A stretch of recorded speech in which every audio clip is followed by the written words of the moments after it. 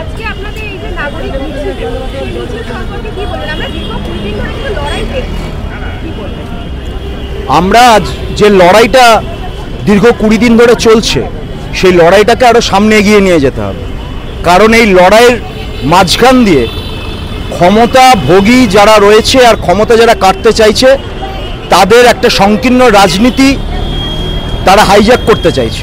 আমরা বিশ্বাস করি যে নাগরিকরা যে লড়াই শুরু করেছেন, সেই নাগরিকদের লড়াইয়ের মধ্য দিয়ে ন্যায় বিচারের দাবি, এবং এই ন্যায় বিচার যেমন আরজিকর কাণ্ডর সঙ্গে সঙ্গে ঝাপানতলা কাণ্ড, কামদুনি কাণ্ড, তার পাশাপাশি আমাদের ভারতবর্ষের হাদরাস, উন্নাও, কাঠুয়া থেকে শুরু করে যাবতীয় নারী নির্যাতনের বিরুদ্ধে এবং সামাজিক ন্যায়ের বিরুদ্ধে।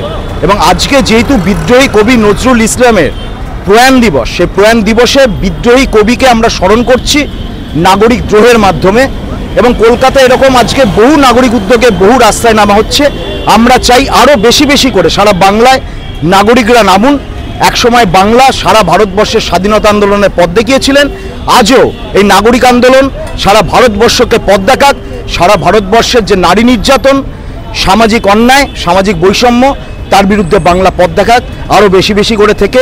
তার জন্য আমরা আজকের এই কর্মসূচির নাম দিয়েছি বিদ্রোহী কবির প্রয়াণে নাগরিক দ্রোহ।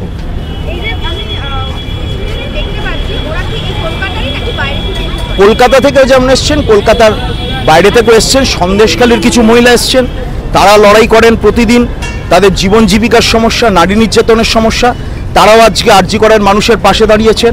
সুদূর মুর্শিদাবাদ থেকেও এসছেন, সুদূর হুগলি জেলার পুরসুরা থেকে এসছেন, ভাঙড়েও যেখানে বহু অত্যাচারের কাহিনী শুনেছি, ভাঙড় থেকেও মানুষ আসছেন। শুধুমাত্র কলকাতা নয়, বাংলার বিভিন্ন প্রান্ত থেকেই মানুষ আসছেন আজকের এই নাগরিক দ্রোহের মিছিলে, আমাদের মিছিলে।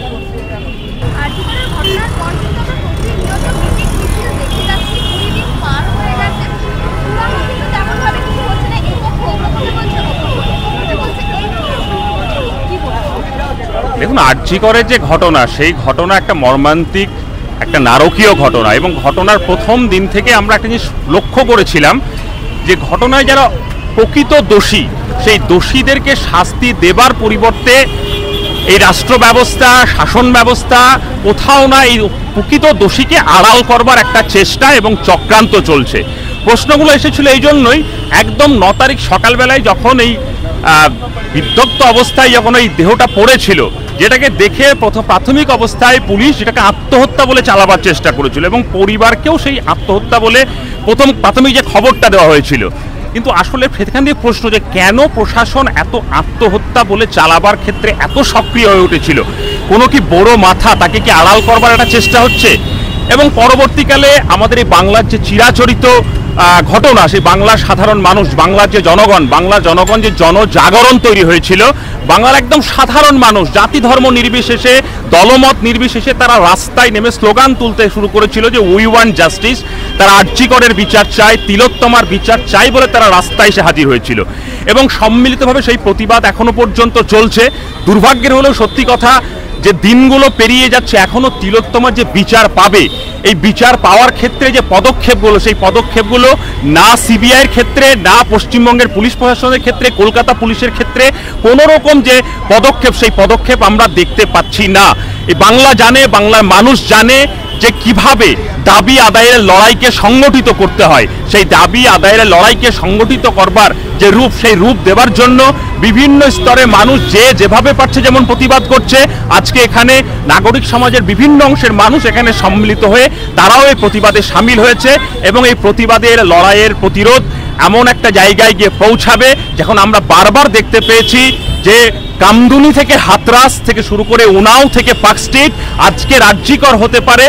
প্রত্যেকটা জায়গায় শাসকের সুরগুলো এক, তাই এই শাসককে চার্জশিট ধরানোর জন্য জনগণের আন্দোলন গড়ে উঠবে। আজকে নাগরিক মিছিল, এই লড়াই কিন্তু চলে আসছে সামনে পুজোয়। কোথাও গিয়ে কেউ মনে করছে ফিল হয়ে যাবে, অন্য কিছু চলে আসছে, আমরা আবার বিচার পাবো না। একের পর এক ঘটনায় কিন্তু আমরা এইরকমই দেখেছি। কি বলবেন নাগরিক? দেখুন, অন্য সমস্ত ঘটনার সাথে এই ঘটনাটাকে গুলিয়ে ফেললে হবে না।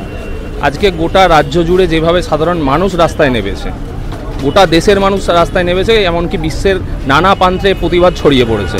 তাই আমরা মনে করছি না সামনে পুজো বলে এই আন্দোলন থিতিয়ে যাবে, এই আন্দোলন আরও বৃহত্তর রূপ নেবে। আপনারা এর পর আর কি কি কর্মসূচি রাখছেন? এর পরপর আমাদের যেভাবে আগাতে হবে, যেভাবে আমরা এই অন্যায়ের প্রতিবাদ করতে পারবো বা এই অন্যায়ের বিরুদ্ধে যেভাবে মানুষ গর্জে উঠেছে, তারা যে দাবিগুলো সামনে রাখছে সেই দাবিগুলো পূরণ করার জন্য একমাত্র পথ রাস্তাই। সেই রাস্তার পথ আমরা ছেড়ে দেবো না। নাগরিক হিসেবে একটা প্রশ্ন জিজ্ঞাসা করে, মুখ্যমন্ত্রী কিন্তু বলছেন জুনিয়র চিকিৎসকদের কাজে ফিরবে, তারা কিন্তু অনড় যে তারা কাজে ফিরবে না। নাগরিক হিসেবে আপনার কি মনে হয়? জুনিয়র ডাক্তাররা কিন্তু অনড় নয় কাজে ফিরতে, তারাও ফিরতে চাইছে কাজে, কিন্তু যে দাবিগুলো জুনিয়র ডাক্তাররা রাখছে নাগরিক হিসাবে আমরাও সমর্থন করছি তাকে।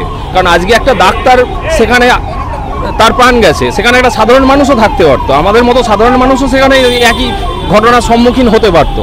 তাই আমরাও সেই ডাক্তারদের সাথে সহমত পোষণ করছি।